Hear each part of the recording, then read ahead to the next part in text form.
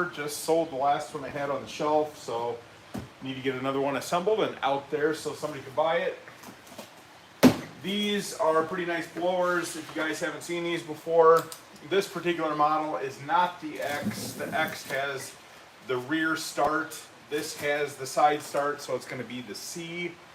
So pretty handy, especially if you guys are doing cleanups and stuff, if you're a business, and then you tend to have a lot of customers coming out wanting to talk to you in the middle of the job. This way, you guys can shut off the machine, and when the customer leaves, just grab the side cord and restart it without having to take the backpack off to reach the recoil assembly.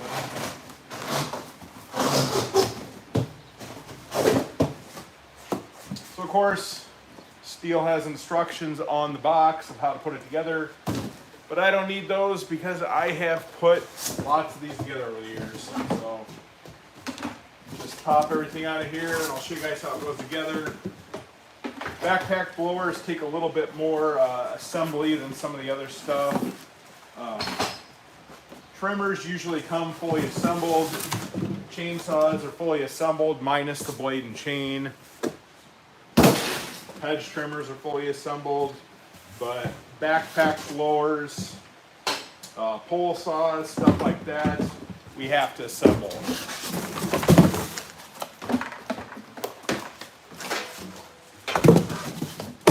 Get that out of the way.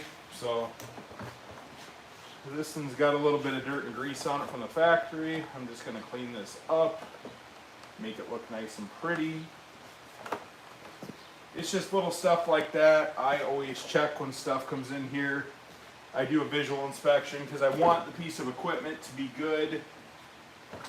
And to be honest with you, I've been doing this for quite a few years and I've never once seen a piece of Stihl equipment come in damaged from the factory. So, I mean, there might be issues with the carburetor here and there, but nothing as far as physical damage goes. So that says a lot about the quality from Stihl products. Can't say that about some of their competitors.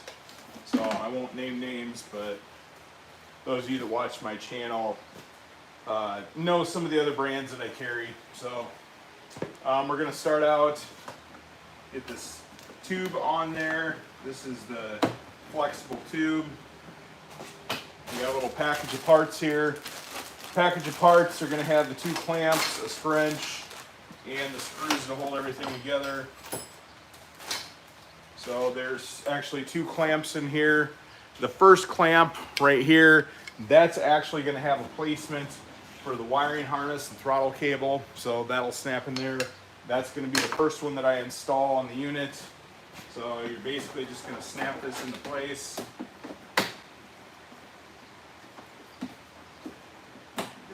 Right here.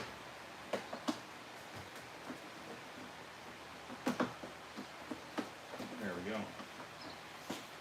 So that is going to hold this little clip right there, just like so.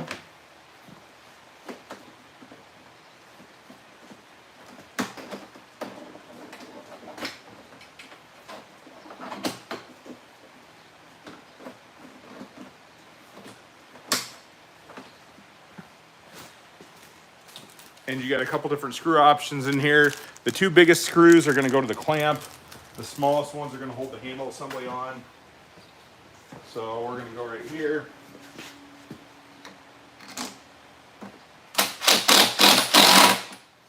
That's a tight fit, but make sure that you're not over tightening it. Otherwise you can break the plastic on there. Don't want to do that. Then you got your tube mount and your assembly. So these just go on there. There's a little lip. I found the easiest way to get these on there is just do one quick drop on the floor. It's going to snap it into place, lock it in there. So that's that part. And we're going to assemble this right in here. And again, a second clamp.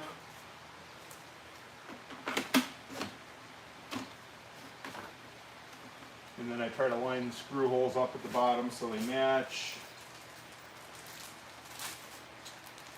Grab the second screw that's larger.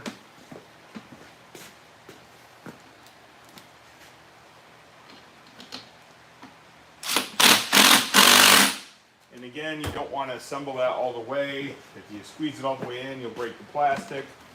So you're just putting that in there until it's tight.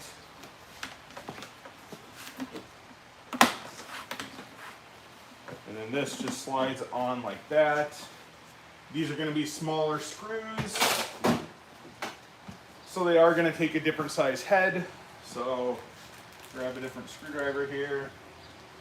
And these guys I'm going to assemble manually. And it's just a matter of screwing it in.